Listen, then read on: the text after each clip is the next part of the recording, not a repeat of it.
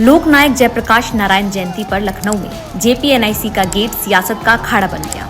भारी पुलिस बल की मौजूदगी और बार बार रोके जाने के बावजूद देश के सबसे बड़े सूबे के पूर्व सीएम अखिलेश यादव ने गेट फांदकर अंदर जाना तय किया तो यूपी की राजनीति को नजदीक से देखने और समझने वाले हैरान रह गए। लंबे अरसे बाद उन्होंने मैदान में समाजवादी पार्टी और उसके राष्ट्रीय अध्यक्ष का ऐसा आक्रामक अंदाज देखा। लोकसभा चुनाव के चंद महीने पहले अचानक लड़ाई के मूड में सड़कों पर उतरी समाजवादी पार्टी के तेवर आने वाले दिनों में बीजेपी के मुकाबले में उसकी हैसियत कैसी होगी, ये संकेत दे रहे हैं।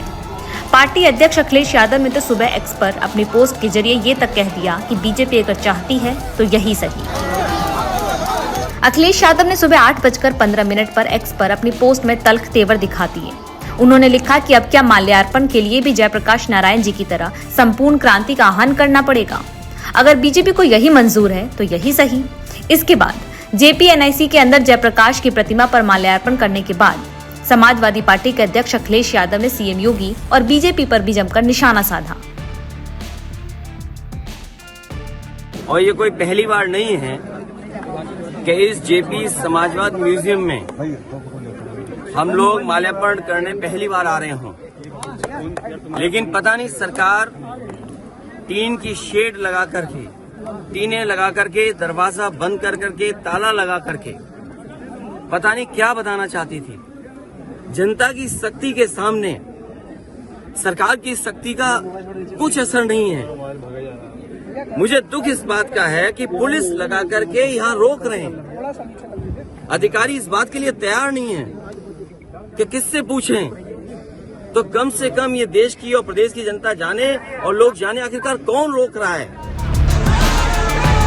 बुधवार को अखिलेश के तेवरों को देख राजनीतिक जानकारों का कहना है कि अखिलेश यादव 2024 के पहले यूपी में बीजेपी के खिलाफ लड़ाई में सबसे आगे दिखना चाहते हैं।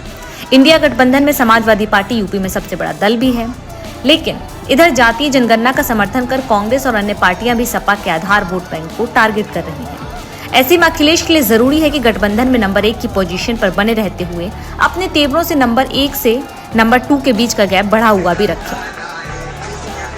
ऐसा करके ही वो यूपी में इंडिया गठबंधन में सहयोगी दलों की मांगों को बहुत बढ़ने से रोक पाएंगे और अपनी शर्तों पर सीट बंटवारा करवा सकेंगे।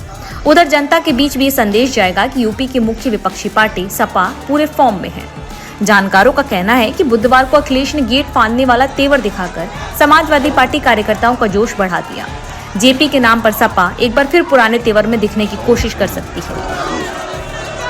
सपा विरोधी दलों के नेता आरोप लगाते हैं कि अखिलेश अक्सर अपने कार्यकाल के घोटालों की जांच में आंच से बचने के लिए बीजेपी सरकार के खिलाफ कड़े तेवर और बड़ा आंदोलन नहीं खड़ा कर सकते। विधानसभा चुनाव में उनके सहयोगी रहे ओम प्रकाश राजभर ने हाल ही में कहा था कि अखिलेश यादव दिन में भाषण मारते हैं और रात में मोदी योगी को सलाम ठोककर अपनी फाइल दबवा लेते हैं। हालांकि आज जिस तरह अखिलेश ने एक्शन दिखाया, उसके बाद यूपी में समाजवादी पार्टी के कार्यकर्ताओं का जोश हाई है।